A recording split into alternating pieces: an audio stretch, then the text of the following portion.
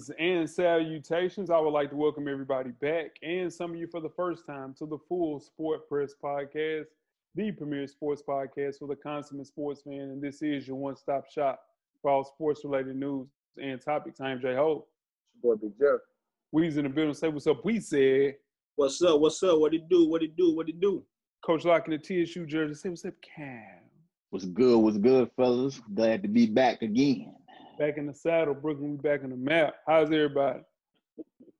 Cool. Good, man. Cool.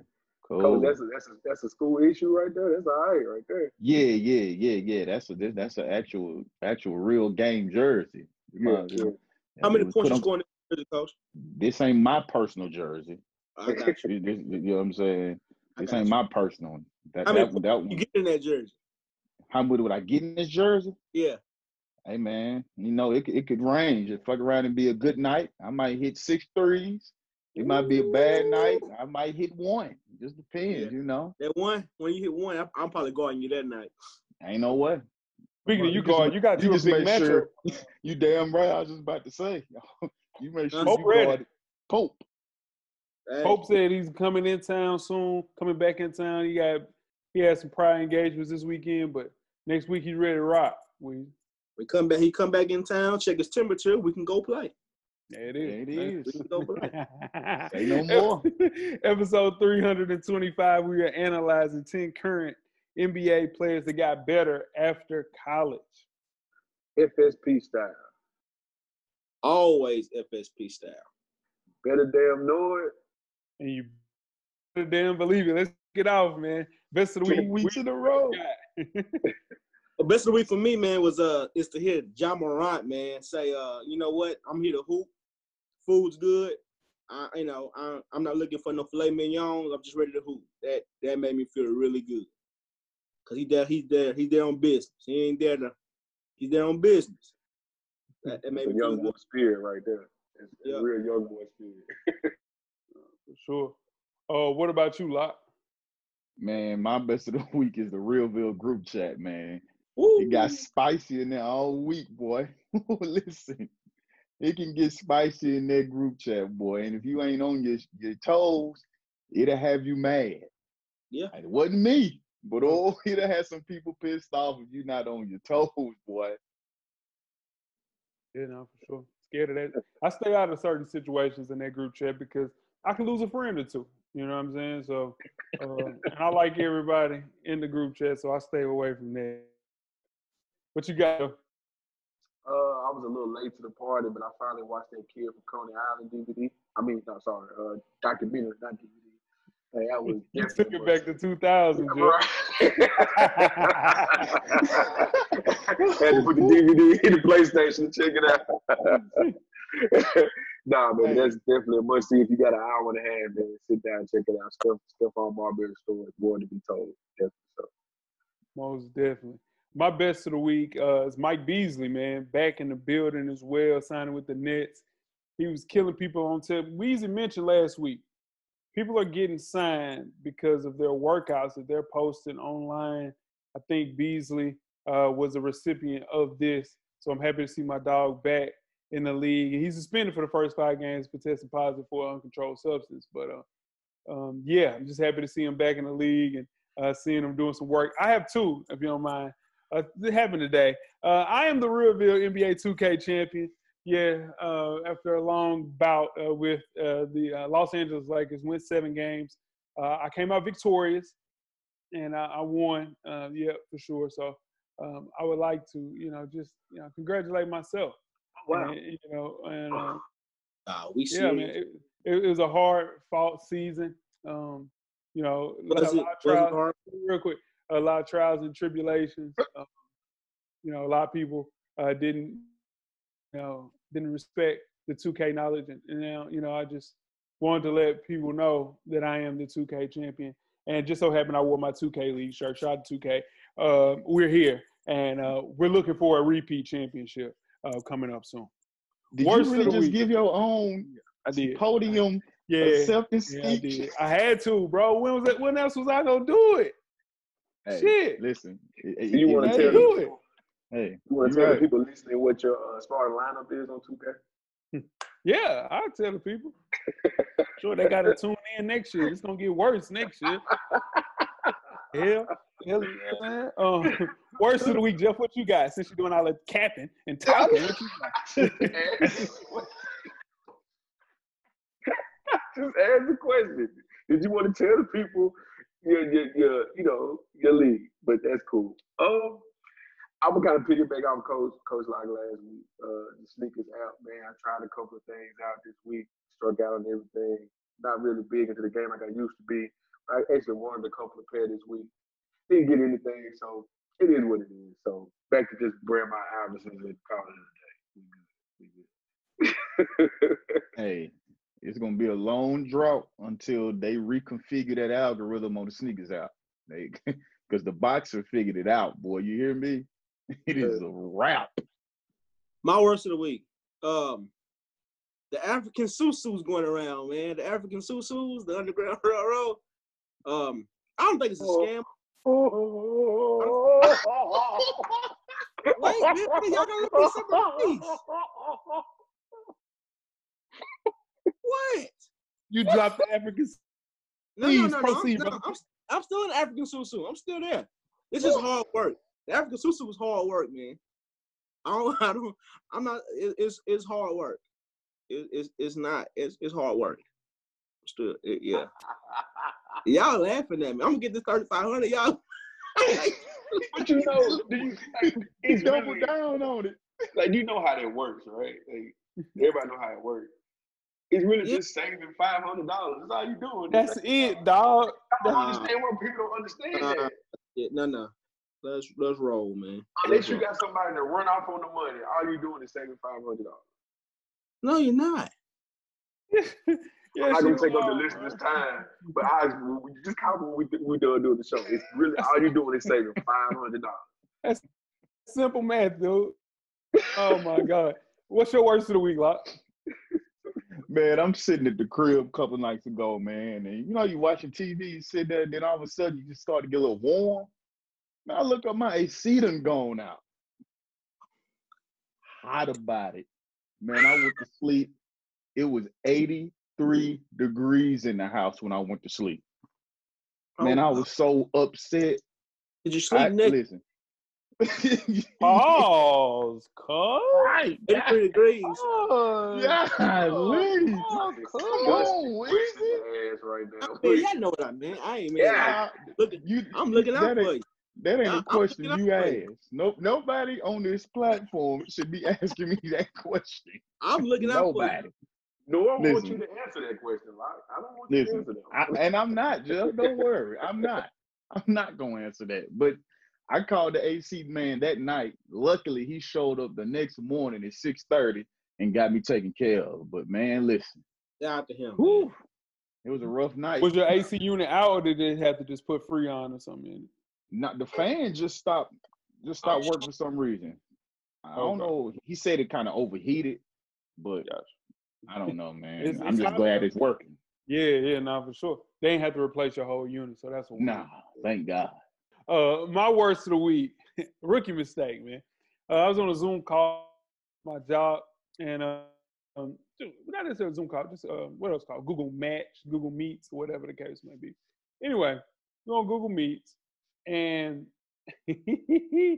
I was talking, and all of a sudden, I had to finish my lunch.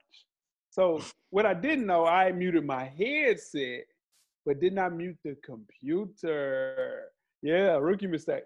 So as I was eating my lunch, the entire call heard me chomping on chips and sandwich, everything, cookies. I had a whole damn meal.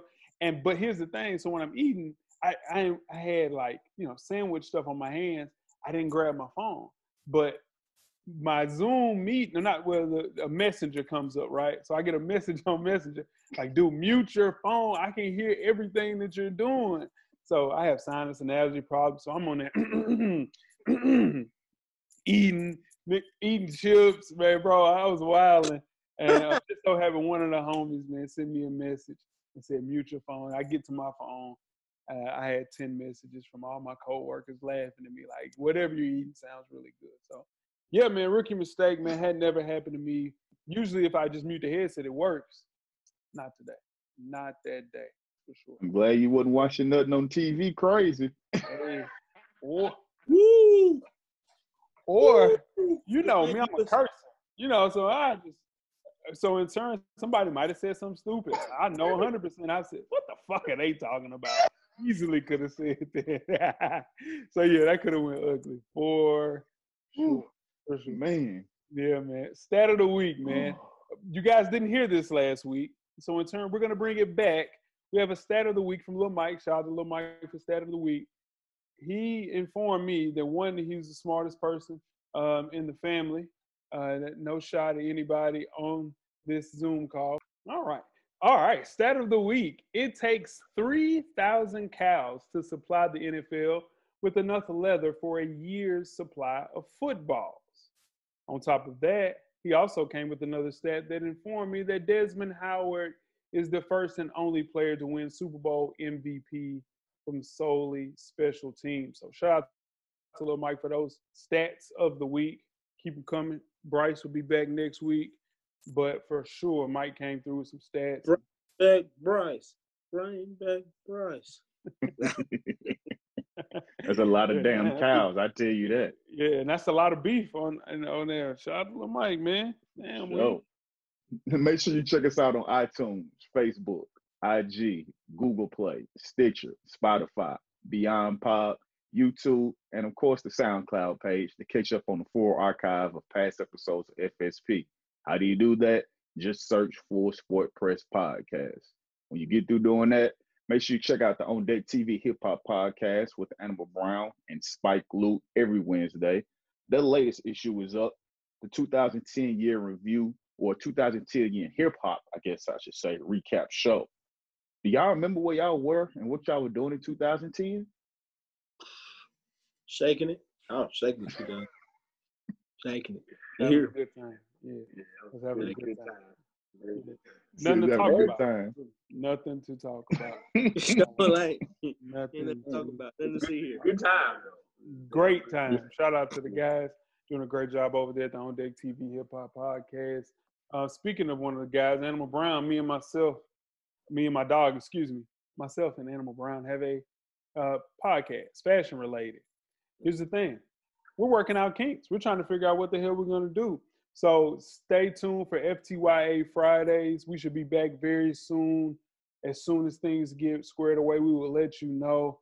In the meantime, circle back. The page, the IG page is filled with content. Look at that. Check it out. We'll be back soon, man. More than importantly things, though. Wear your kicks. Cop responsible. Jeff. Yes, sir. You have 10 good wrestling seconds. Oh, yeah.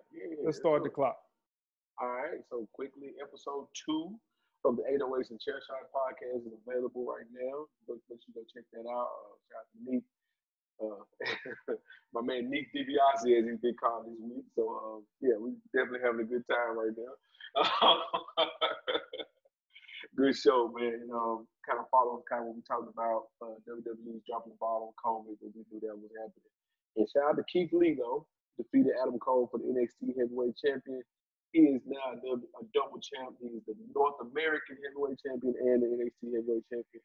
If you don't know who Keith Lee is, go look him up and you see why I'm bringing it up. Keith Lee is going to be special in the wrestling industry, and he looks like everybody on this call.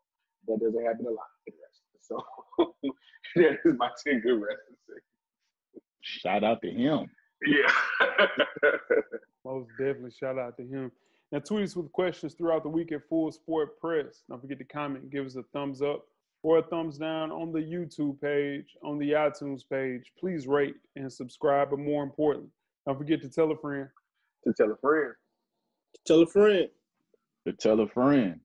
That the revolution will be podcasted. And before we get started with the first half, Weezy, do you have a yellow box of Cheerios award recipient for the listeners?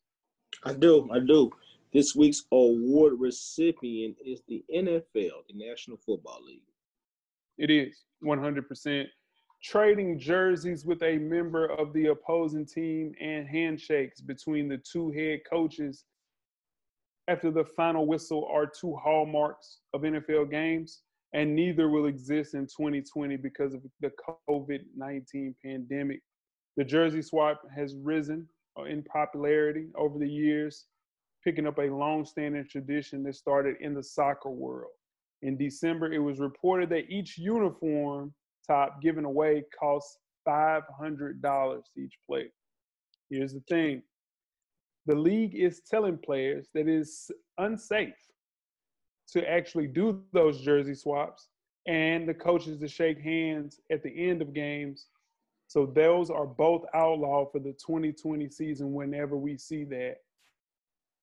But you're saying that it's actually safe to play actual football games when they're running full speed into each other. But and it's also unsafe to stand within 6 feet of each other. You're swapping jerseys? Come on, man. Don't add up. But you can go and fully tackle and grab another human being.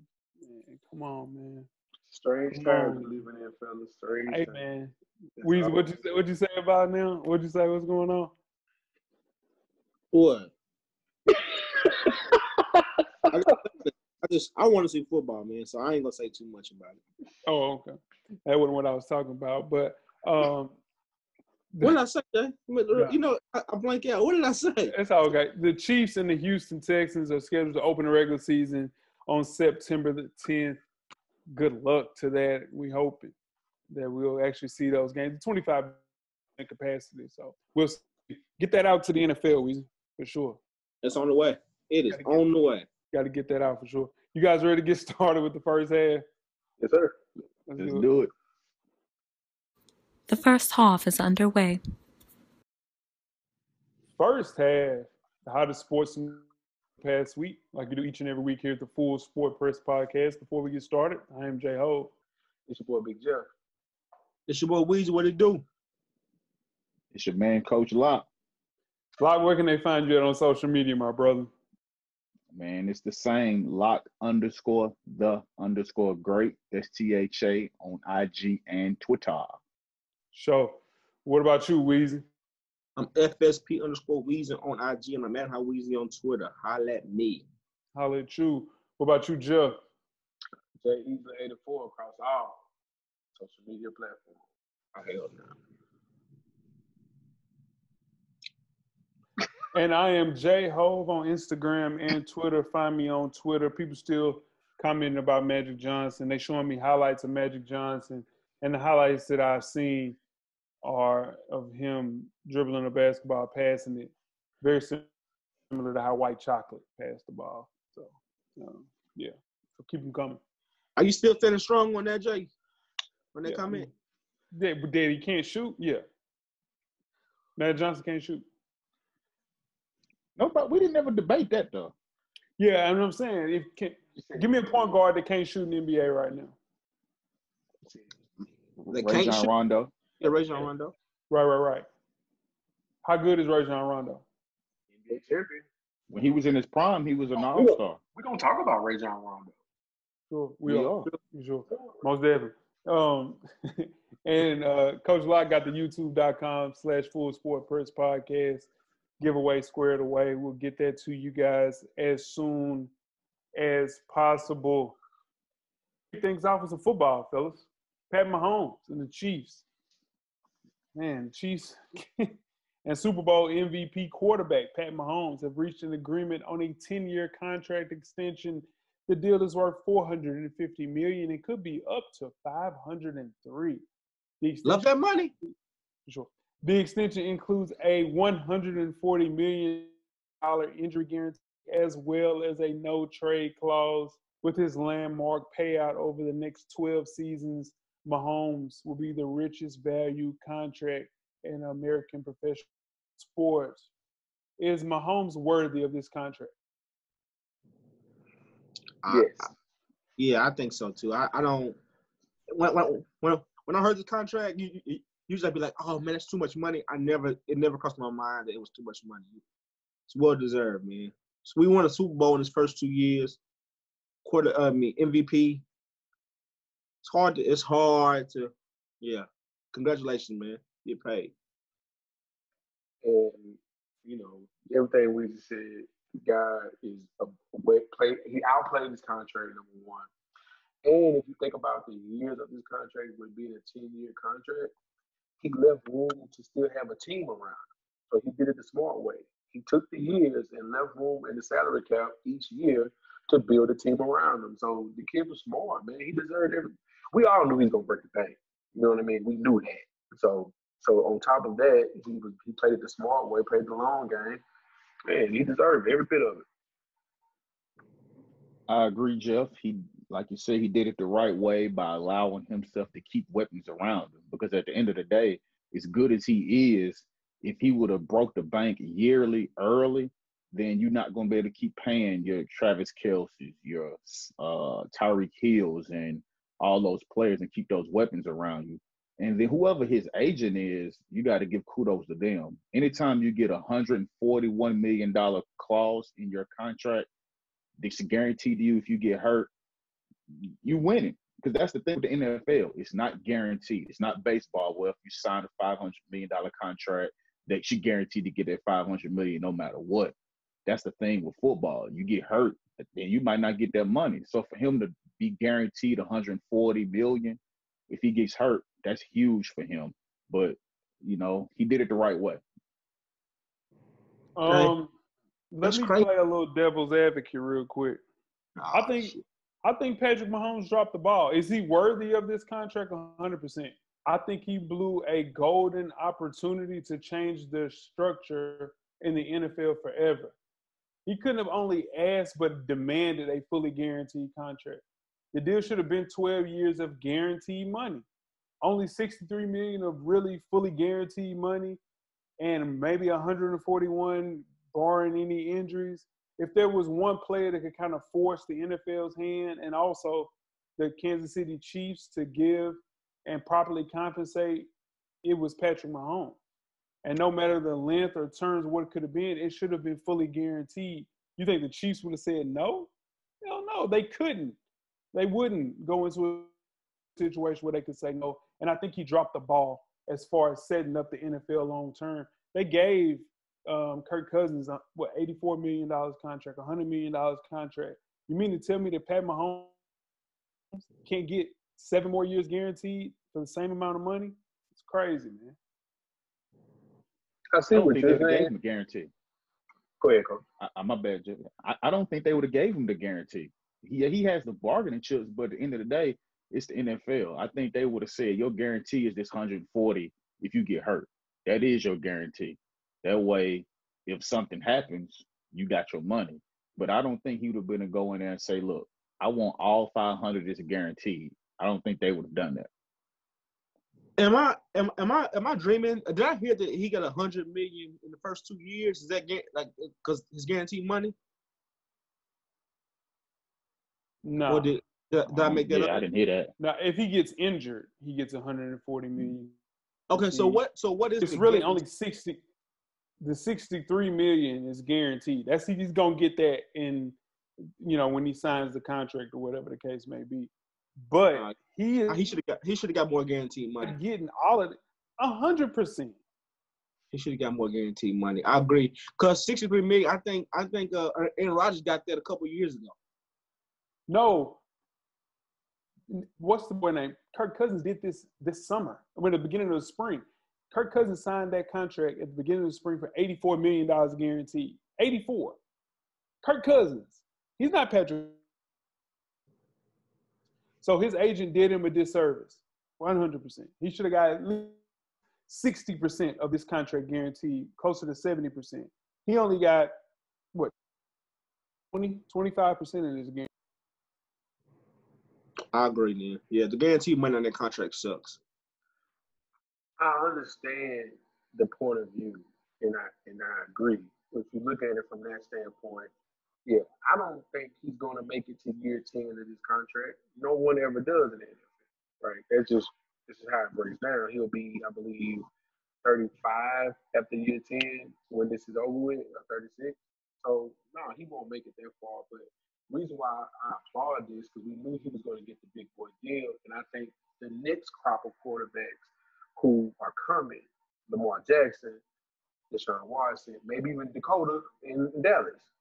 they the ones who get now have the marketing chips now, especially Lamar Jackson, because his story lines up with Pat Mahomes. If he can get anything close to a Super Bowl this year in Baltimore, his contract is the one that now, okay, Pat Mahomes set the precedent.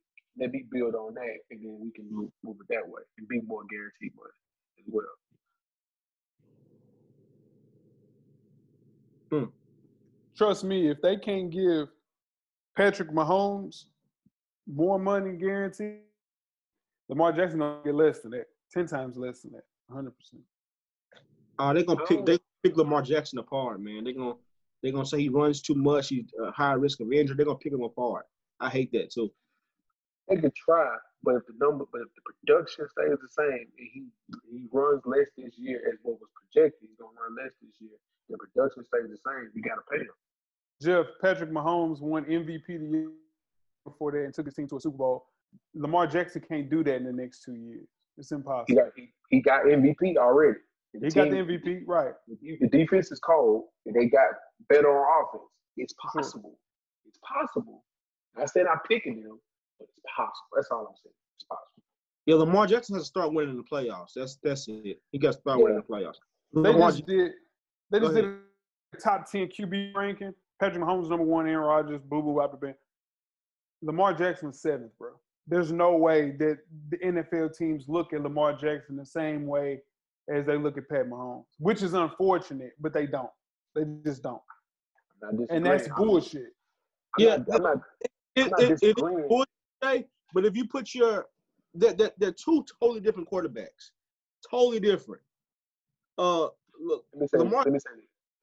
Lamar Jackson is super athletic, and the athleticism is crazy.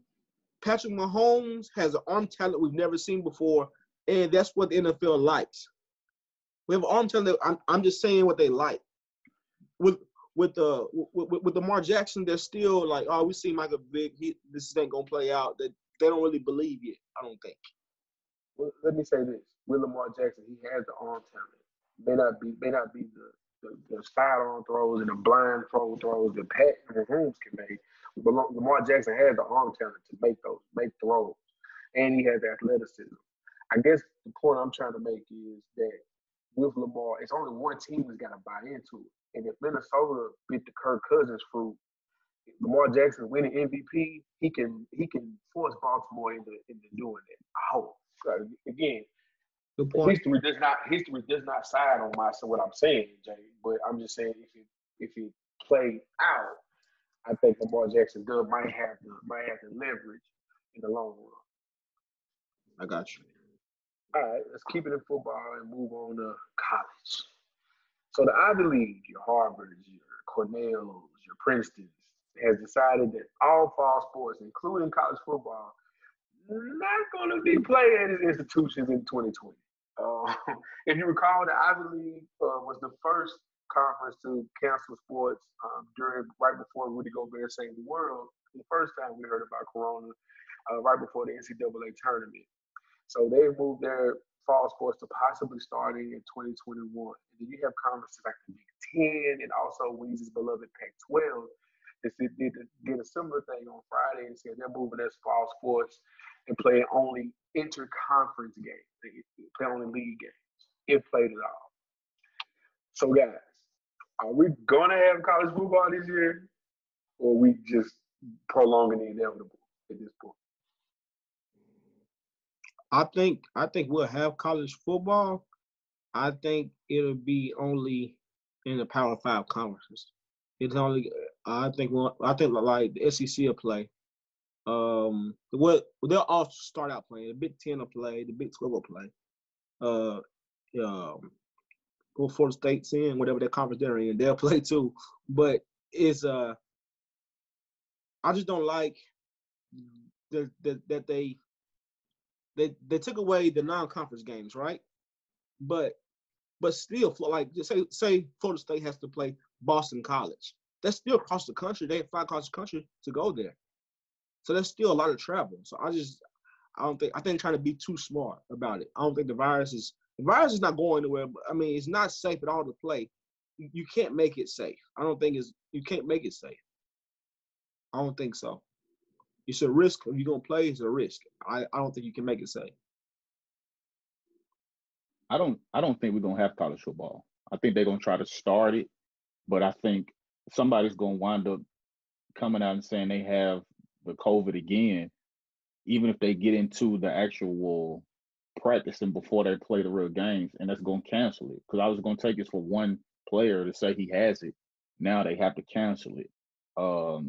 I know, like Jeff said, the ACC is probably only playing conference games right now, but I think they're gonna follow suit. I just think it's too much. Like right now, they have the players on campus, and it seems like every day a different school comes out and says they have 12 players that tested positive for COVID. I just think it's gonna be too much, and I don't see them making it to play these games. I think everybody's gonna eventually just cancel it all.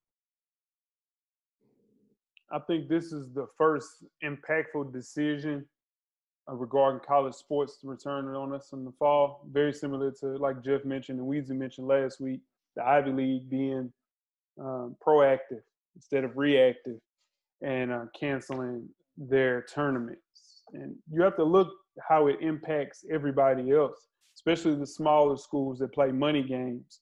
A single money game can be 5% of a budget. So some and most programs, especially HBCUs, rely on these games more than others. Just for example, some schools from the MAC may lose more than $10 million for missing 11 scheduled games against the Big Ten. That's going to be huge for the foreseeable future of the entire conference. And dude, the cancellations, they aren't over yet. And what about a team like Notre Dame? They're not in the conference, they're independent. So it gives teams, like, canceling the season as far as like playing non-conference games gives the NCAA time to kind of figure out how they're going to attack this if the virus dies down. But I think, like everybody else said, they're denying the inevitable, which in turn I think we'll play football in the spring, not in the fall. Yeah, I read something that where it says Notre Dame is thinking about canceling the whole season because they canceled that Pac-12. That game with USC is one of the most watched games in college history every year. That's how Notre Dame makes their money off that one game pretty much for their whole season. And they're not playing that game. They said there's a lot of money lost in that game. A lot of money lost. Well, speaking of the effects of COVID, Stanford decided they're going to cut 11 sports. What are those sports, you ask? Men and women's fencing, field hockey, lightweight rowing, men's rowing, co-ed and women's sailing, squash, whatever that is, synchronized swimming, men's volleyball, and wrestling.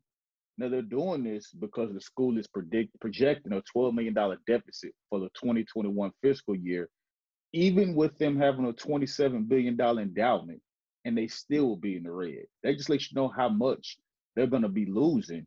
If you have $27 billion coming to you in endowment and you're still going to be $12 million in a deficit, that's a big deal. Now, Stanford will have 25 teams, more than Division I average of 18 sports programs still playing, but they are not the only schools that cut sports. You have 56 teams from 19 Division I schools, one being from the ACC, the only Power 5 conference, that have been cut across the country. They include baseball, softball, wrestling, men and women's lacrosse, men and women's tennis, men and women's golf are amongst some of those being cut. Like, for example, Cincinnati cut their soccer, Boise State cut their baseball, Akron cut cross country and golf and women's teams 2 weeks ago. So there are other things, spending and staff reductions they're also doing.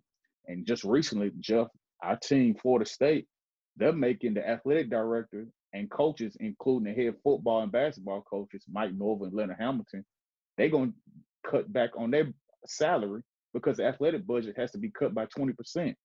So not only is this COVID affecting pros, it's affecting college just the same.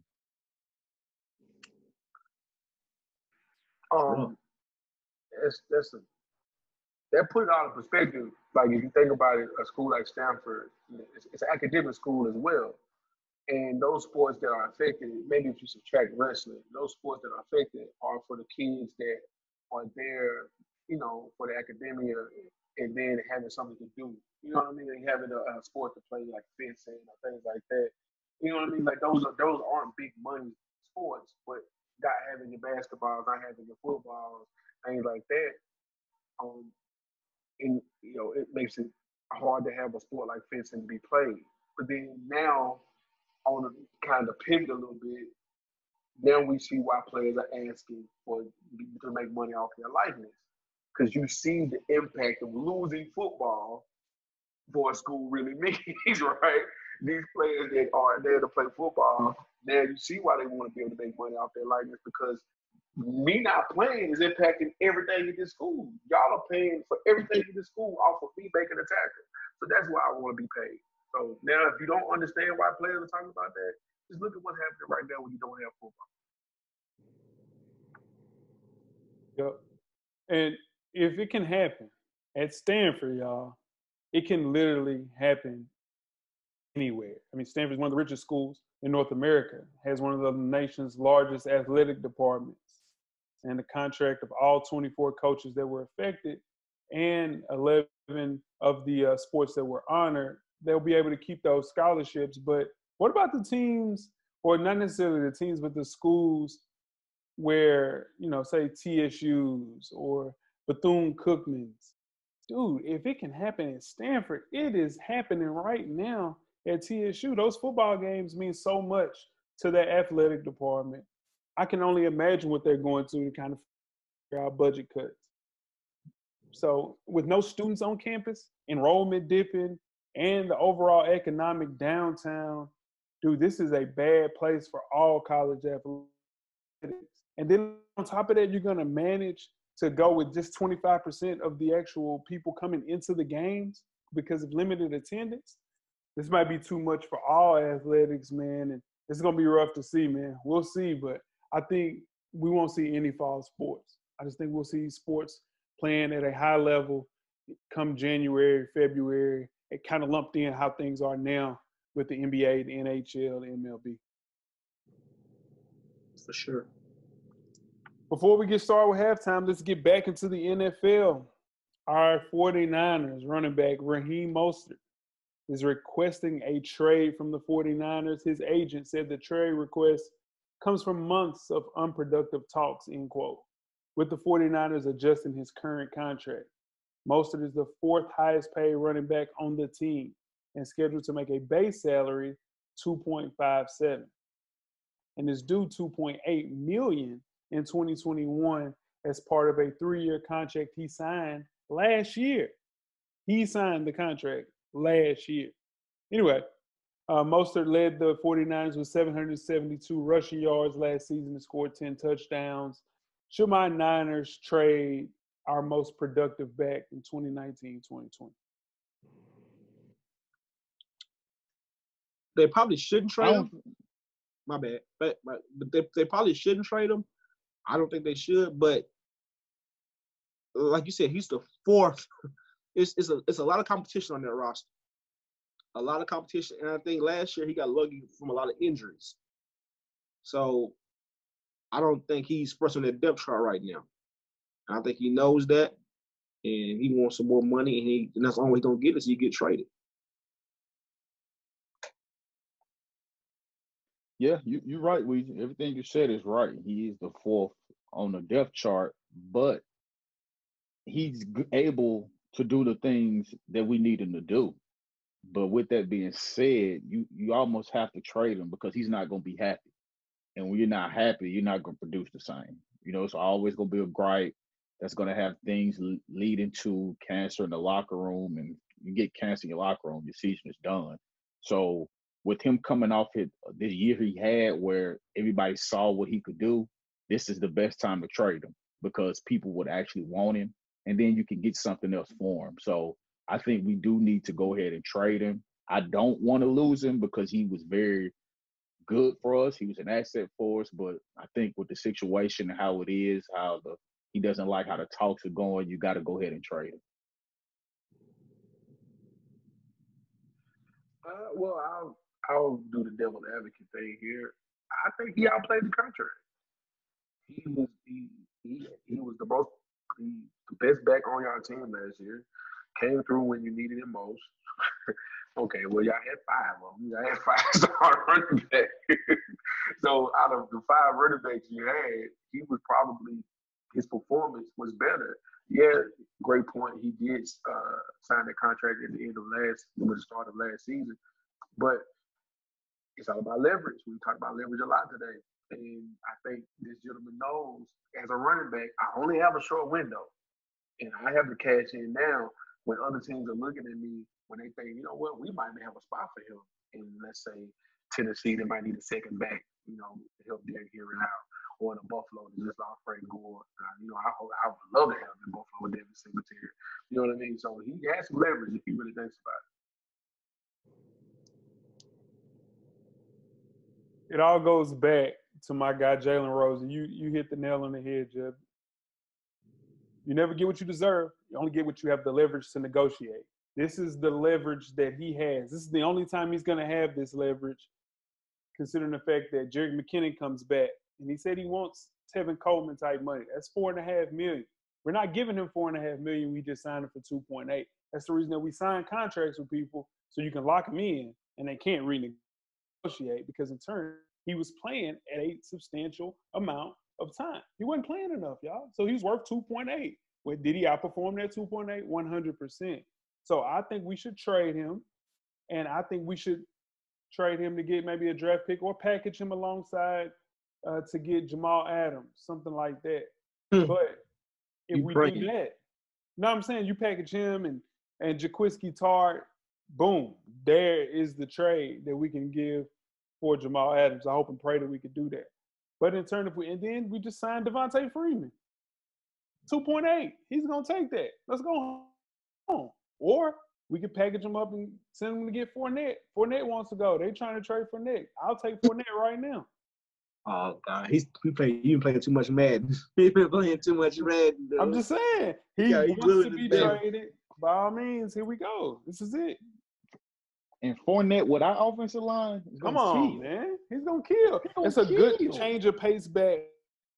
Him, Tevin Coleman, Jerick McKinnon. We already got rid of Matt Breida. Come on, man.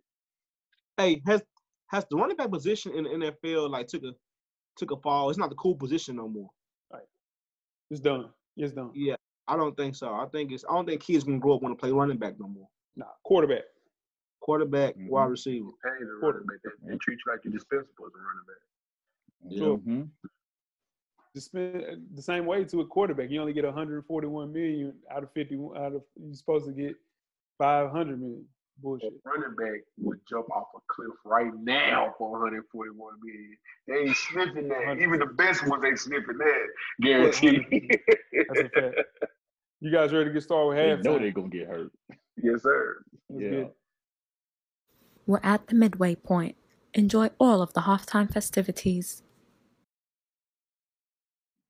Halftime. In case you missed it, Kevin Durant, man, since signing with Golden State, Kevin Durant became a major investor in a lot of startups. Durant, Rich Kleiman's company, 35 Ventures, has $15 million tied up into at least 40 startups.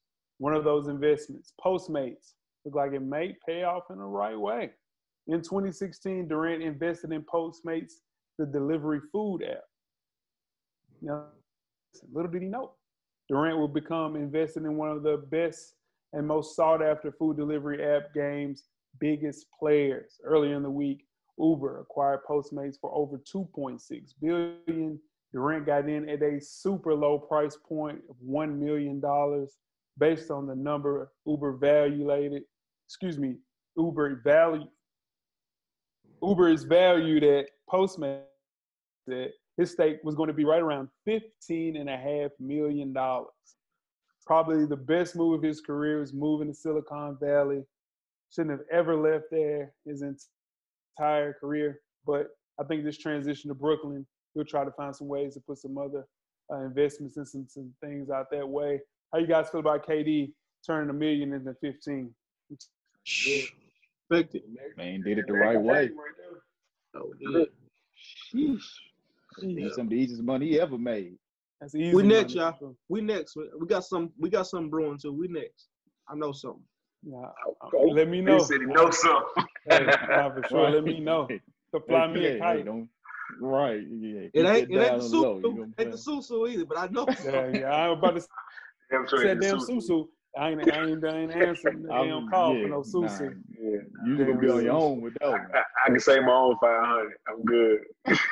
And here's the thing, though, with him and Rich Kleiman investing $15 million into 40 startups, they've already made their money back from that $15 million. And I'm sure, he's invested in other things that have been profit as well. So, man, money to burn, baby. Money to burn. Good. That's Stay exactly how rich. Yeah, for sure. KD should have never left. The best decision in his life was to go to Silicon Valley, man. I'm telling you, man. He shouldn't have never left. He can do the same thing in New York. On that, work a little harder for sure. for it. Got to work a little harder for it because a lot of startups are based in San Francisco, Golden State, Oakland area. Here's the thing, though. You do that, you learn the game there, and you take it somewhere else. So he could do it in Brooklyn for sure. For sure. You guys ready to get started the second half? Yes, sir. Let's get it. The second half is underway. Second half, 10 unheralded college basketball players who became NBA stars. Before we get started, I am J-Ho. It's your boy Big Jeff. It's your boy Weezy. What it do? It's your man, Coach Locke. We did this for the NFL. Uh-oh. It's tough to do, but we did it. And we're back with a sport that me, Jeff, and Locke love. Weezy's not excited about this one, but there's a lot of talk about great college players who made their name in the NBA, but there are equal number of players who kind of did the opposite. For various reasons, they thrive in the NBA, but never made as much of a mark as they did as college players. Many of these guys were simply too young to be good yet. Others have styles of play that made a little bit more sense for an NBA team, and some possibly were poorly utilized during their college years by their college coaches. Whatever the reason may be, these are 10 active NBA players. They're better in the NBA than they were in college. We'll start off with Jeff's favorite center in the entire NBA, Hassan Whiteside. What held Hassan Whiteside back in college, Jeff? I wouldn't say he's my favorite center, but he's up there. My favorite center is actually going to be talked about a little bit later on in this process.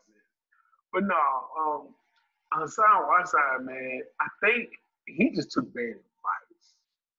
Like, he needed a little more than just that freshman year.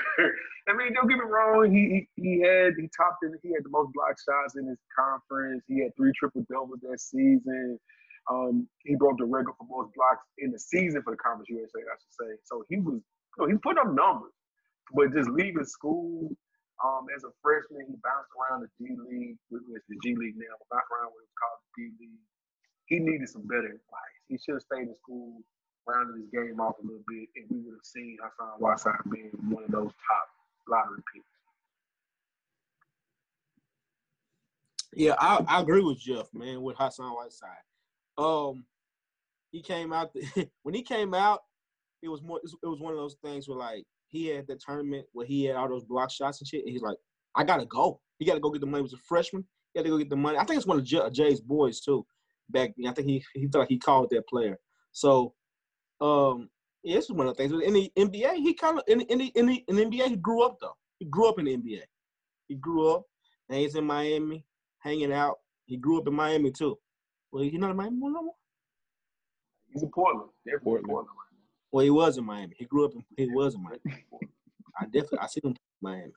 But yeah, I'm done now. I mean, I'm just gonna piggyback off what y'all said, man, because y'all hit the nail on the head, as they like to say. The one thing that did help him go though was he was projected as a lottery pick after that NCAA term he had, the year he had. I'm sorry. He was projected to be a lottery pick, but fell to the second round. And once he fell to the second round, he was sent to the D League, like Jeff mentioned, and it didn't work out for him because he felt that I'm an NBA player. I'm getting paid like an NBA player. but I'm on this D League trail, which we know when you play in the D League, like Jeff said, mentioned at the G League now, they don't have the same luxuries. They stay in regular hotels. They not flying to the games, and he couldn't mentally adjust to that. It was said that he had ADD, and he denied that for a while. So that mixed in together, it was just a bad sequence for him right through that time. And, he kind of got sent home actually after 2 years. They got rid of him. And then luckily he got it together. And like we mentioned, he wound up getting to Miami and turning into the player that they thought he could be and got sent to Portland. But, it's a different style of game, like we mentioned. The NBA fits him better. It's a wide open offense.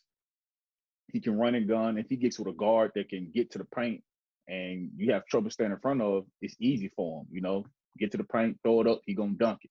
The other end, we know he's gonna rebound and block shots. So that's one of those situations where he's just a better fit for the NBA where there is no help side.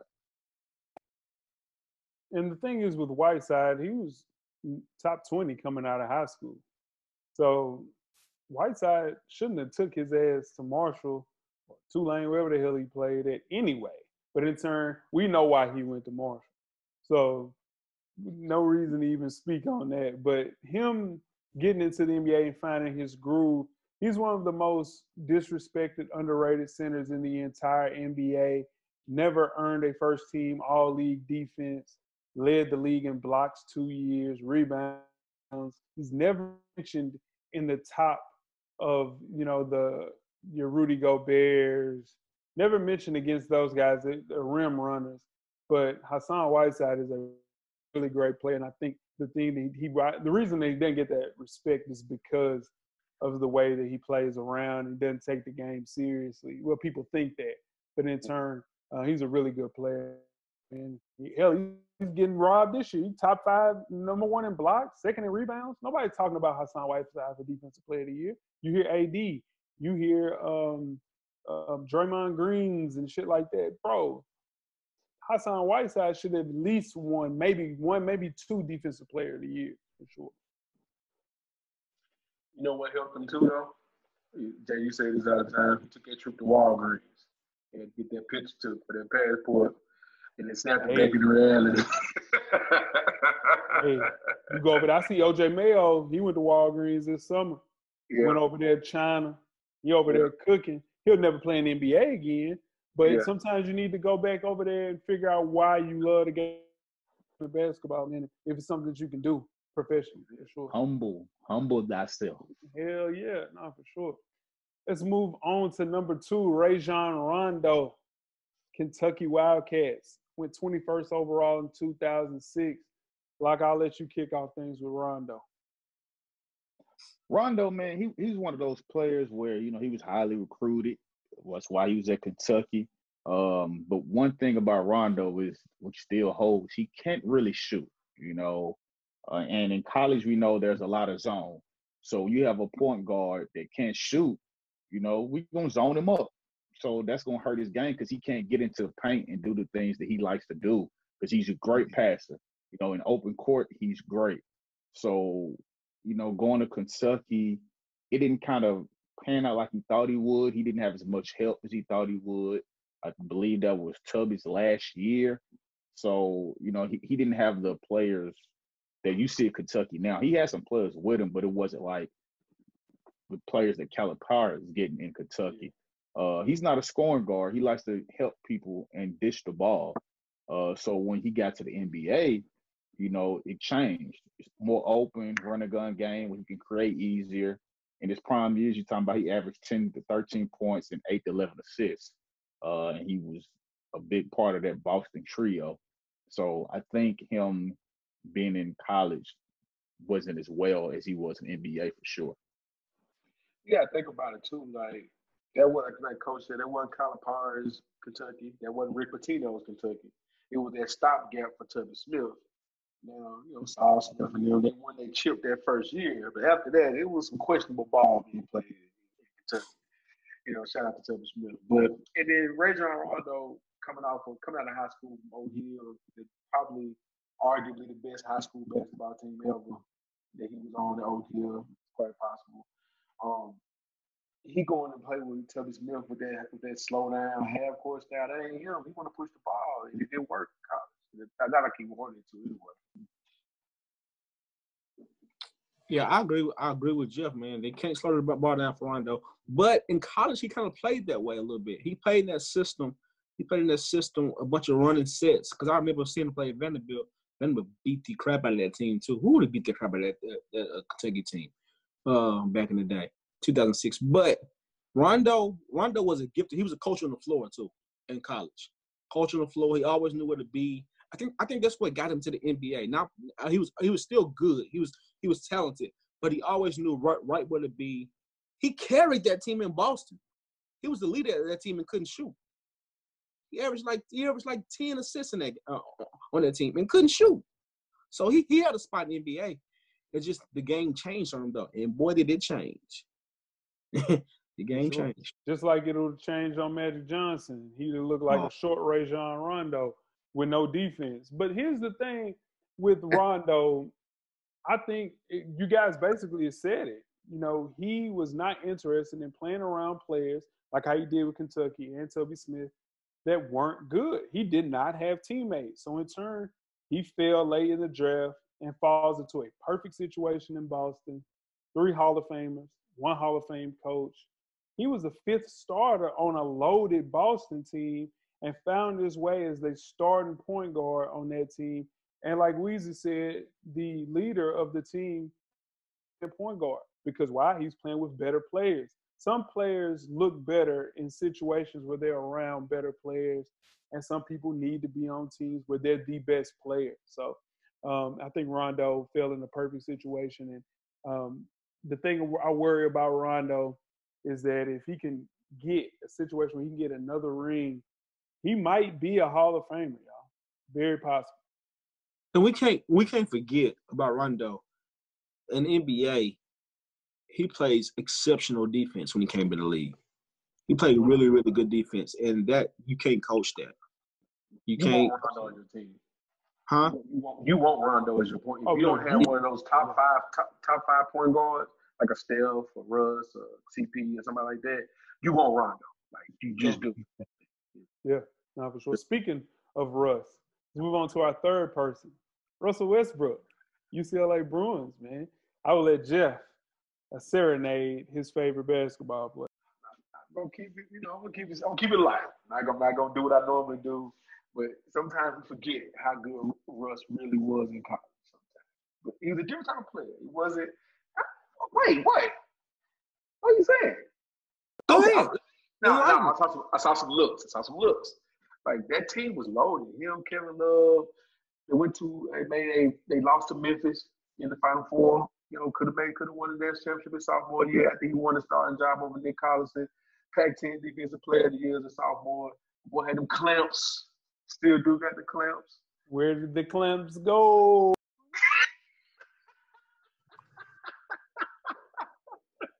Look, man. In college, he did what was asked of him in college, to be a spark on offense and to play defense. So it wasn't. So to some of the things he's able to accomplish in the NBA looks like it wasn't supposed to happen. But it was always, to me, it was always there. He just played within the system that he was given. With me, I think the key thing, like Jeff said, Russell Westbrook, he has an explosiveness that you can't teach, and that was always been there. But he did one thing in college that he didn't do in the NBA. He stopped playing defense, and I think that's what happened. And I think this is why. He went to OKC, Seattle first, but he went to OKC, and he played with Kevin Durant and James Harden, prolific scorers. And he saw that, you know what? They finna get this money by scoring. They're scoring 30, 40 points a game. I can do that too. I'm not going to play no more defense. I'm just going to score the ball. And I think that's kind of where we, you know what I'm saying? That's where the defense went. Russ plays better defense than he gets credit for. It's not all NBA, like first team or nothing like that. But he definitely will get he'll get up on somebody. You know what I'm saying? Coach like you, coach. You get up on him, Flip, son. Make it hard for him. Get in his way. He'll do that. You know what I'm saying? That's it. He will do that when he feels like it, which is why people are Agreed. so hard on him defensively. Agreed. Because people know he has the skill set and abilities to be that. Like, it's one of them games where he takes it personal. He'll guard for a few possessions, but then he just won't do it the whole game. But the thing that held him back in college was that the offense wasn't centered around it. Like you mentioned, he had all those players there, and they had him playing two guard a lot, that's not his position. He's a point guard. He needs the ball in his hands to be the player that he is, because he can't shoot. You can't be a two guard and you can't shoot. It just is what it is. So that's part of the job description, to be a shooting guard, to be able to shoot. Exactly. So he needs the ball in his hands. But like you mentioned, the team was loaded. He did have players, and I think the offense not being centered around him is really why he didn't look like he does in NBA at UCLA. Russell, you Thaddeus Westbrook. The thing is with Russ, third team All Pac-10 at the time. Never really figured out his way to transition that Defensive Player of the Year status to the NBA. And I think more than anything, Russ is just a late bloomer. He's a late bloomer of a basketball player. And I think he developed as he got older, where we see a lot of players do. And on top of that, man, you playing with KD, you get James Harden a year after that.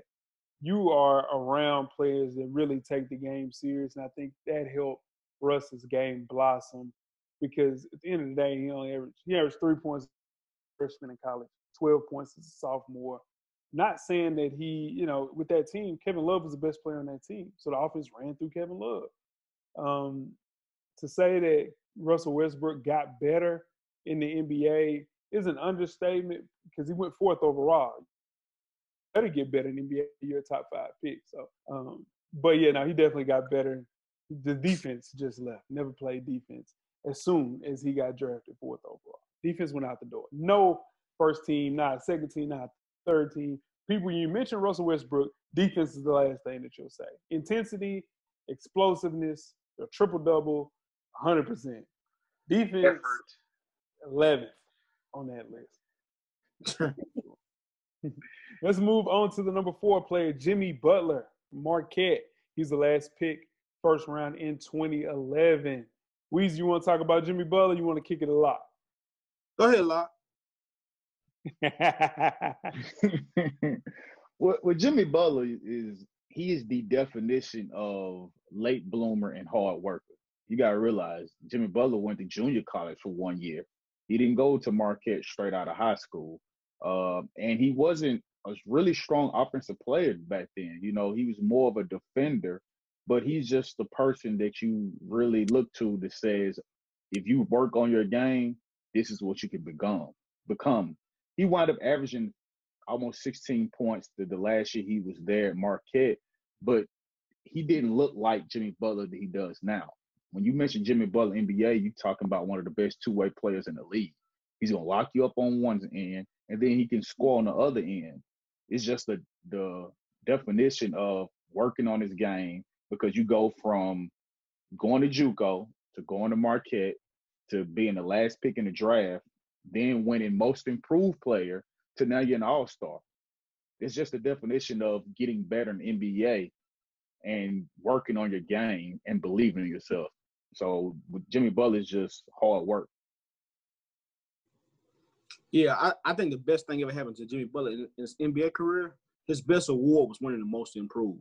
Because once he got most improved, he knew his next step. Couldn't nobody stop him. He knew how much money he got out of a team last year because he wanted more money. He beat the whole damn team on one-on-one. He beat the whole squad. We ain't never seen the tape on that yet, but he beat the whole squad.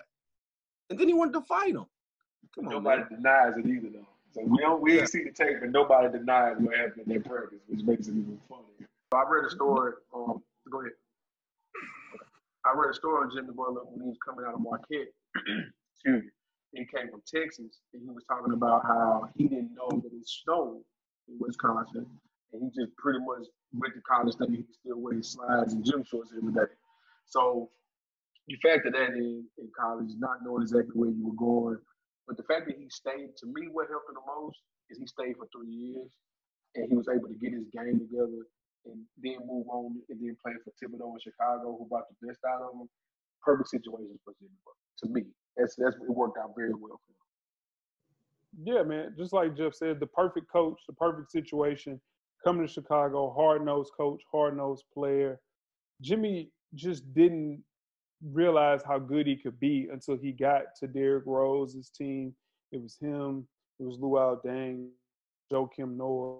Then you have this young player, and you have a person coming off an MVP with his knees bad with Derrick Rose. Like, hey man, you can be really good if you just put the same effort you put into everything else. And he got that most improved player that Weezy talked about. And the sky's the limit, man. One of the best two-way basketball players in the entire NBA. Next year, they're going to get Victor Oladipo down there in Miami and really cause hysteria in the Eastern Conference for sure. Move right along to Jeff's favorite player, the one and only, playoff Paul George. Fresno State went 10th overall in this draft. What held Paul George back in college, Coach Locke? PG, man, he's just a late bloomer. He's the definition of late bloomer. Because you think about it, he averaged 17 and 7 his last year as a senior. He's just one of those people that it just took him all 4 years to get it. And sometimes that happens. Everybody's not a one and done. Everybody can't go 2 years and they figure it out. He's 6'10", first of all, playing a 2-3. So that's a problem in itself if you just average. If you 6'10" on playing on the wing like that. So him just working hard and starting to get the confidence and going to Indiana and figuring the game out, it just took him a little longer than other people. You don't see too many players like him that you say play all 4 years in college. Most time when you have players that are MVP caliber like that in the NBA, they didn't, especially now, they didn't play 4 years in college. He's just a late bloomer. And he started to figure out, kept working on his game, and now he's in the same boat as Jimmy Butler, one of the best two-way players that is in the league. He'll lock you up on one end and then give you buckets on offense. So he's just the definition of working on his game, improving his ball handling, improving his shooting. I agree. He's the definition of a late bloomer. If Paul George went to Fresno State, if he'd went to anywhere in the SEC, and being 16 and not doing that good, he would have transferred. He had transferred to another college. But I think it was a blessing by him going to Fresno State. He had to stay with the same coach, same team, and grow with them, and to become the player that he is now in the NBA. Killer. Is Paul George going to be is he going to be a Hall of Famer? Yes, sir. Yes, sir. I do believe so. Again, my cutoff, my measuring stick pause is always Tracy McGrady. Tracy McGrady made the Hall of Fame first ballot. Anything is possible to me. But if I'm a coach at a mid-major right now, I have Paul. Like when I go on recruiting missions and recruiting this, I bring Paul George's story with me. Like he's who you want. He's the players who you coach in the mid-major. You go get players like him that you can keep them on for 1, 2, 3, 4 years, and you can mold them into the player they're going to be, and then put them in the NBA. Just talk to a family and say, look, I can keep your son for 4 years and get him where you want him to go. Like, if you coach the mid-major, just bring Paul George story. Because nobody saw dude become who he is right now. I refuse to believe somebody could tell you they scouted him as a freshman coming into Fresno, coming out of high school, I should say, and say, this kid's going to be arguably top 7 player in the NBA. Nobody would have saw I that. agree. Yeah, PG, man, is a special talent, and he didn't really get to hone that skill until he saw a person that he could be. And he turned himself into Danny Granger by following and seeing Danny Granger play every day, who's an all-star, who's one of the greatest offensive players in that conference. Danny Granger offensively, he averaged 25 points in a game a year, bro, 2 straight years. Paul George he saw that every day. here's the thing with Danny Granger, just didn't play a lick of defense. So in turn, Paul George had the ability to say, hey, I can still go out and get my 20 points a game, and I can play a little defense too. He's Danny Granger with a handle and defense, man. And the best thing that happened to him, which was basically probably the worst thing, was him breaking his foot in the Olympics that year. Broke his foot. He said that he focused in on becoming a better shooter. So in turn, that's all he had to do, just focus in on shooting. And he turned himself into a shooter on top of the handle that he had and with the defense, man. So Paul George, one of my favorite players in the league. And I just wish he was in a situation where he got the credit he deserves, but he's never going to get that because he played behind Russ. Russ, and then he believed in Russ, then he left Russ. Now he's playing with Kawhi. And it's always going to be Kawhi. It's never going to be Paul George. And that saddened me because he. How did you circle that to Russ? Me personally. He chose to do that. Oh, come on, man. No, he did, but he believed in Russ, and Russ led them to hell. No, he called himself Playoff P, and then hell soon came. Bro, hell came, but you can't get your shit off, man, when playing with dude, bro. It's impossible. Yeah, he played with him. I do you one better. I do you one better. He went to Russ, and then Dame Lillard happened. Oh, man. Series. Hey, you know what? Let's move right along to DeAndre Jordan, Texas A&M. He went 35th overall in the 2008 draft. What held him back in college, Coach Locke? Wrong system and didn't stay long enough. He averaged 8.6 rebounds and 1.3 blocks at Texas A&M. It wasn't a good fit for him. And he's one of those players where he needed to stay in college and develop his game. And it showed when he got to the NBA because he had no offensive moves, none at all. Only way he was scoring is tip dunks, lobs. He was not the player that he bagged down, you throw the ball to him and he get a bucket, which in the NBA right now, it's not too many of those anyway at the center position, but those are the things that you get staying in college like Paul George did. He gave himself time to develop. Now, I don't think he should have gone to Texas A&M in the first place. But now he gets to the NBA, gets drafted late. But the best thing that happened to him is the point guard CP3. Mm-hmm. He's playing along Blake Griffin, and then you have one of the best point guards ever running the show and creating and making it easy for him. Because we know he's athletic. We knew he's going to block. We know he's going to rebound. So with him playing along Chris Paul, we've seen Chris Paul make bigs and get them paid. And this is what happened with DeAndre Jordan. As he's played in the league more, played better, he started to find his niche, which was rebounding, blocking shots, running the floor, and being an athlete. I agree. The only thing I'm gonna make it real quick because I didn't watch him play in college, and I agree with Coach like he probably was in the wrong system. But the best thing ever happened to him in the NBA, he needs to put Chris Paul on his wheel somewhere. He needs to put Chris Paul on his wheel, and then take care of his. I mean, he need to buy Chris Paul a car every year probably with the extra money he got because that's the best thing ever happened to DeAndre Jordan. The best thing that ever happened to him. Him and David West. I think so. Tyson Chandler. But when it comes to DeAndre, man, he was emotional in college. Like he didn't really put it all together. He wanted to go to Texas A&M to play for another coach, and the coach left, before he started. That kind of played into it. And, he had some breakdowns on the court, didn't join a couple of huddles, didn't join a couple of meetings. So, that's going to hold you back in college. It's going to make professional teams look away from you. But everything I said about CP3, being his wheel and getting him paid, absolutely good. Yeah, like Jeff mentioned, Mark Turgeon just didn't know what the hell to do with DeAndre Jordan. He was a McDonald's All-American, Jordan Brand All-American, all of the All-Americans you could get, and he only averaged 8 points a game. Those are numbers that you send to somebody that's going to Walgreens, going to play in Turkey the next year. The best thing that happened to him was getting drafted with the Clippers and playing with the point guard that's got more people paid than Jay-Z got people paid in the rap game. CP, man, Tyson Chandler, Blake Griffin. He gets the best out of players. He had David West looking like damn Karl Malone, dog. His pick and pop. He was and even see came out and said, man, a lot of those lobs that I'm throwing to him and Blake, those supposed to be turnovers. Those boys going to get those lobs, man. So it's all about a fit, and the Clippers were the correct fit for a player like DeAndre Jordan, man. He was blessed for sure, and he definitely needs to send CP a little bit more bread. All right, Jay, go ahead.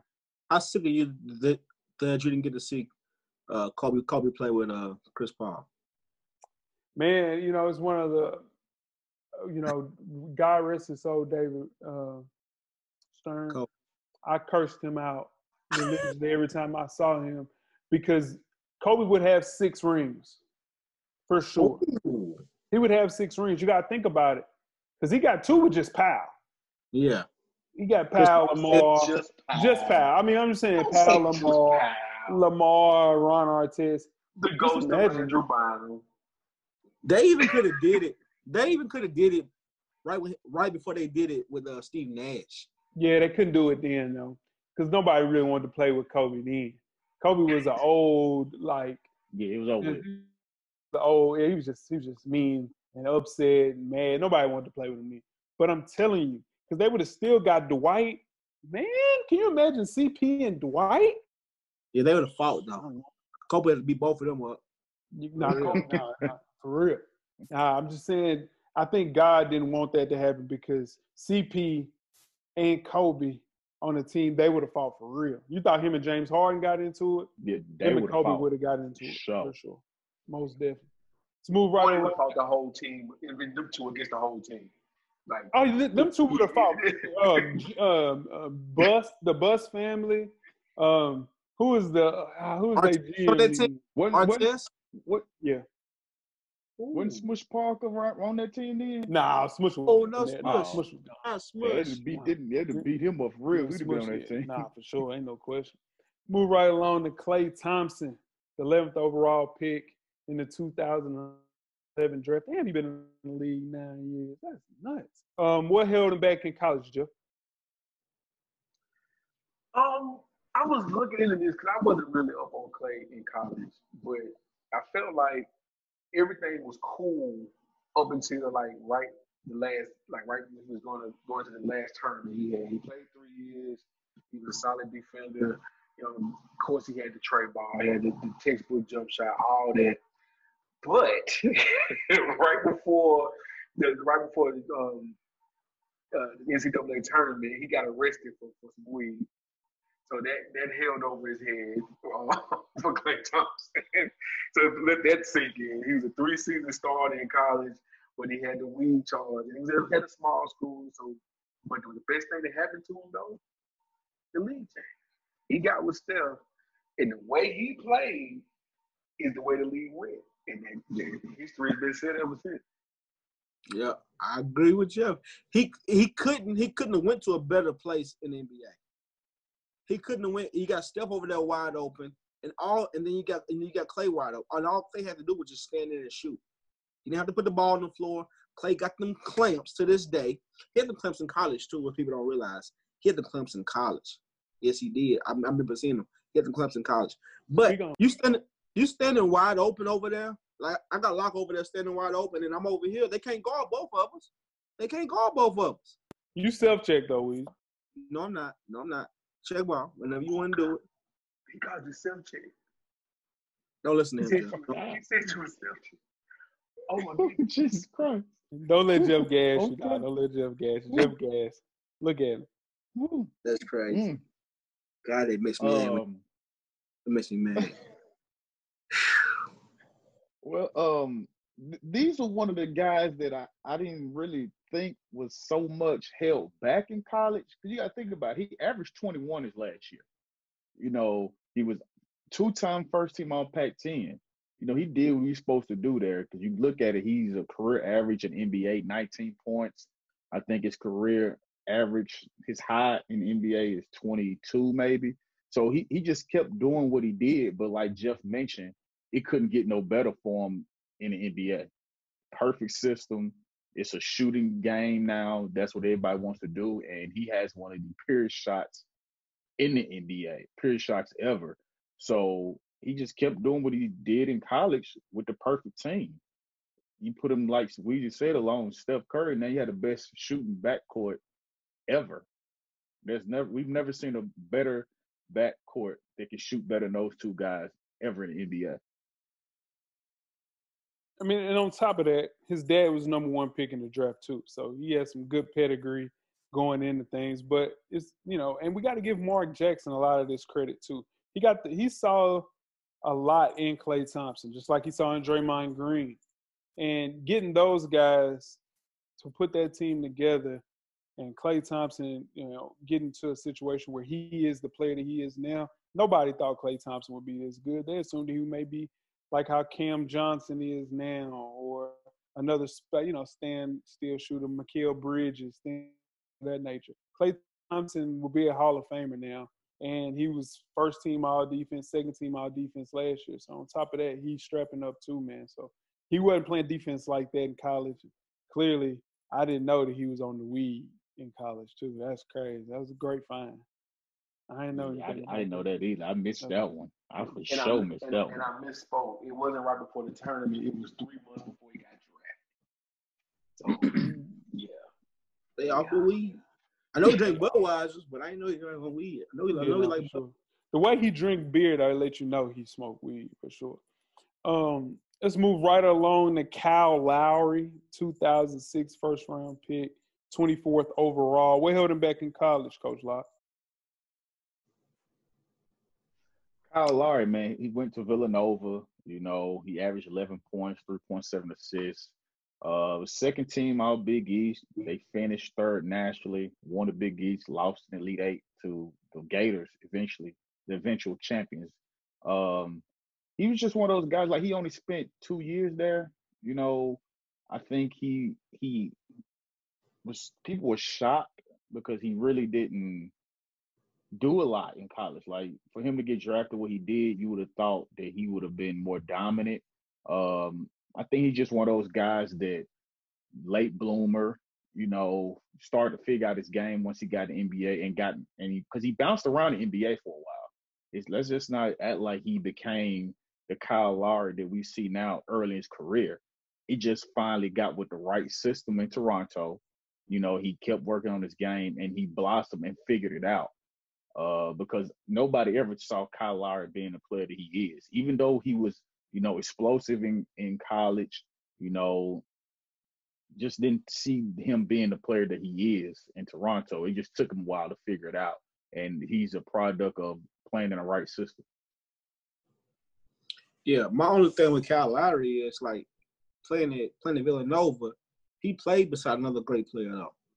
He played beside another great player. And he also in Toronto, he showed Toronto is his best we've ever seen.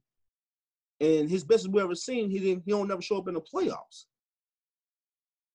So can we do what we talk about though is how he became a college player. He played with Randy Foye. That's what you're talking about? Yeah. In college, yeah. He always needed a crutch, is what I'm saying. Well, he always needed a crutch. No, man. Am I telling the truth? I'll cut him some bill. How about this? Not saying you're wrong, but I'll shoot him some bill. I think one thing about Kyle Lowry is he's one of those players who gets a bad route because he wasn't a one and done. Like Klay Thompson wasn't one and done. Paul George wasn't a one and done. A lot of players we mentioned stayed for multiple years, even though they end up being all-star kind of players. So to us on the outside, we look at he played 2-3 years in college. Like he couldn't have been that nice. You know what I'm saying? But then once he got to the league and played alongside DeMar DeRozan and they worked well together and things like that, now you're able to see what type of player he is. Because, I mean, if you look at his stat lines in college, he was 11 points, 4 rebounds, 3 assists, 2 steals. That's who he was. That's who he still is right now. He's going to get you some points. He's going to fill the stat sheet for you. He's not going to be the most explosive player on the team. He's not going to score 30 every night. but you know he's there most nights, unless it's like we just hit the playoffs. Yeah, he definitely doesn't show up in the playoffs, but everything that Kyle Lowry does, he's improved. He's a better scorer. He's a better defender. He's a better passer. The game, he just had to find his game and his fit in the NBA. So him going to Memphis, him going to the Rockets, then finally finding his home in Toronto, he had to figure it out, man. But since he's been in Toronto, he's for his career averaged 18 and 7. Dude, that is totally different the way he played in college. So it's all about confidence and the team depending on you to make big shots. And he makes big shots all throughout the regular season. Does he show up in the playoffs? No. But he had Kawhi and he had DeMar DeRozan.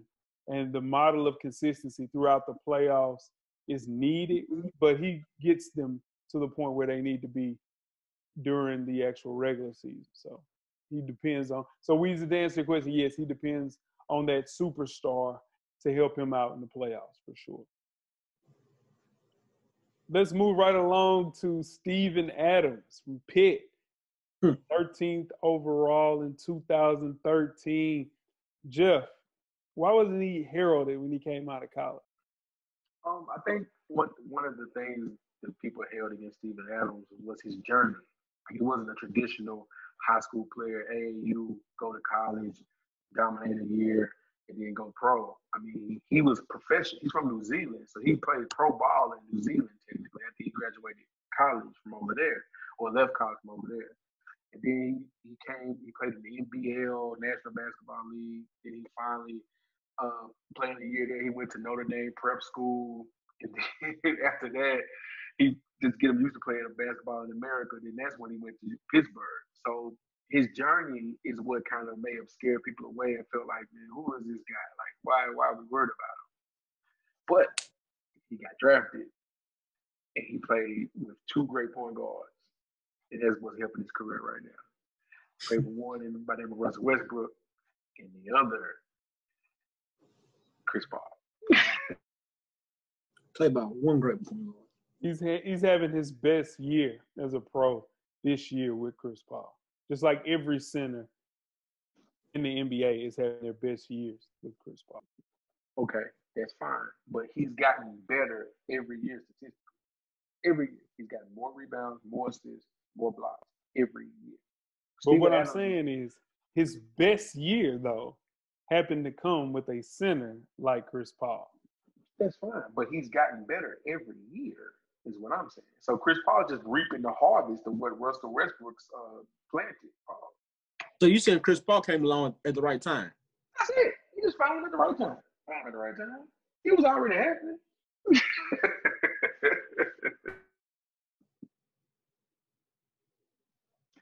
He should be an all-star, by the way. I don't believe in that. Steven Adams should be an all-star next year. Like his production doesn't fail. It doesn't matter who he's playing. He's developing offensive moves now. Like his game just gets better every year. Like this, we should not be saying all-star snub for Steven Adams. He's another one of these guys, another late bloomer. He only played in college that 1 year at Pitt. And it took him a while to figure it out. But I believe that Chris Paul really put him over the top. It gave him the confidence. He was getting better, yeah, Jeff, but when he started playing with Chris Paul, that really it took his game to another level.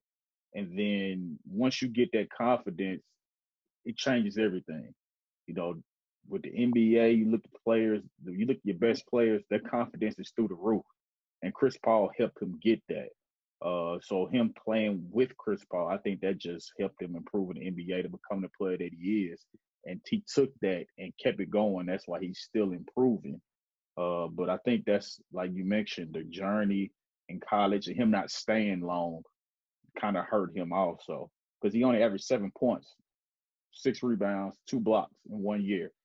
So you really don't see that and get you drafted at the 12th pick overall with those stacks. Just for historical context, we did mention, you guys mentioned he's having his best year.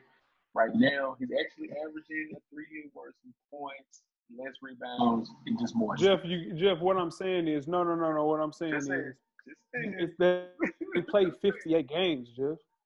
Okay. Come on, man. But he's averaging 4. He's averaging 4 less You points. be kidding me? He's averaging 3 less points. And what I'm saying is, there you go, man. He averaged 14. He averaged 13.9, Jeff. Don't do that. He's averaging 10 points. Come on, man. Nigga averages 10.5. That's 11. Nigga, gone. So 13.9 is 14. Come on, man. Anyway, let's move right along to our final member of this heralded 10 players that became better once they got in the NBA, and this person is Chris Middleton, Texas A&M, went 39th overall in 2012. What held him back in college, Coach Locke? Middleton, they didn't win a lot, you know. And so when you're at a school where you're not winning a lot, that's going to affect you. You know, he only averaged 13 points a game, 5 rebounds. He was second team all Big 12, but they only played an NCAA tournament once while he was there. So that's going to make him slip in the draft, of course. And then with the NBA, what helped him improve is Giannis. You know, you start playing with a player like Giannis Antetokounmpo, he's taking all the pressure off of you. He's allowing you to develop, and we've seen Chris Middleton become the player that he is ever since Giannis Antetokounmpo got there. Because before that, they were saying that I wouldn't have been surprised if Middleton wouldn't have stayed in Milwaukee if you don't see Giannis go, because he wasn't panning out like they thought he was. He was not turning into the player they thought he would be. So what made him improve in the NBA is the Greek freak. Yeah, I agree, man. I agree. Playing NBA, playing with Giannis takes so much pressure off of Chris Middleton.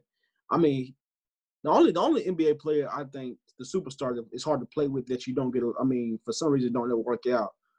Is LeBron James himself, unless you're Dwayne Wade or Chris Bosh. Everybody else, it just, I don't know why I didn't work with my boy. Anyways, but Chris Middleton, man, playing with Giannis is a load off his shoulders. He can just sit there and shoot. On all the pressure's on Giannis. That's what held him out in the NBA. That's why they got him paid. I think he got a couple contracts now. He got a big boy contract, if I'm not mistaken. Yeah, Chris Middleton got $150 million. Goodness gracious. See what happens when you play with a 7-footer?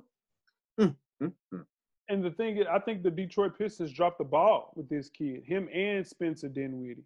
They dropped the ball and not letting these players like develop. But they took their time with Stanley Johnson. They took their time with some of their younger players, Darko Milicic. It's a bunch of players. The Pistons totally held on too long and gave up on him and Spencer Dinwiddie way too early. And both, one's an all-star, and Spencer Dinwiddie would have been an all-star if it wasn't breaking his hand and they gave it to D'Angelo Russell. So the thing is, it's just opportunities, man. He was in a perfect opportunity in Milwaukee, took advantage of it, kicked the door in. And on top of that, you're getting to play with an MVP who's seeing double and triple teams. And you're a shooter, you're going to stand right there and knock down shots. He also has to step it up in the playoffs as well, though. You better. In the bubble. No, I agree. And you said something right there when you talk about player development. Like, I'm just kind of off subject, but it's something that bothers me about the NBA a lot. They allow players to wash out. To me, it's just me personally. They allow players to wash out from certain situations a little too quickly. I know it's only 12 roster spots. I get it. But sometimes I do feel like you have to take the time to develop players, not just in the G League, but with your own system. And you see players like Chris Middleton, when he gets a chance to be himself, now look, he's a $150 million man competing for a championship with the Detroit Pistons. Sorry, AB, or the Detroit Pistons. Your sound went crazy in and out right there, Jeff. Sure, I don't know what that was. Yeah. Bro, I don't know. Like, I ain't moving or nothing, but I can do it over again. Like, I remember. No. Okay. It's fine. Yeah, I'll be sure. Man, we kept you guys a little long today, but more than anything, for sure. Hour and 30 minutes, Jesus Christ. A lot of editing. Yeah, we could have had 15 players on this list, but man, that would have took us 2 hours. So, more than anything, man, that was always fun. Kind of deciding if we're gonna do our NBA misses in the next couple of weeks. Got some misses. You don't want to do it. Misses. We got some misses. You got more than anybody.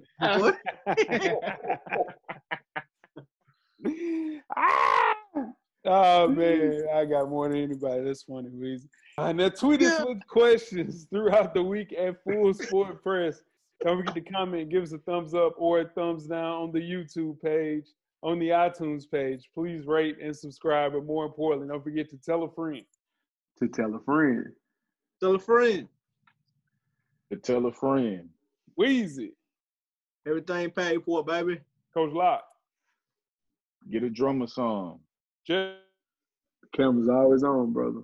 Damn right. We never fail to cease to amaze us every week. Yeah, we figured that out again this week. And the revolution will be podcasted. Fellas, we are out. Life moves pretty fast. If you don't stop and look around once in a while, you could miss it. Thank you for listening to the Full Sport Press podcast.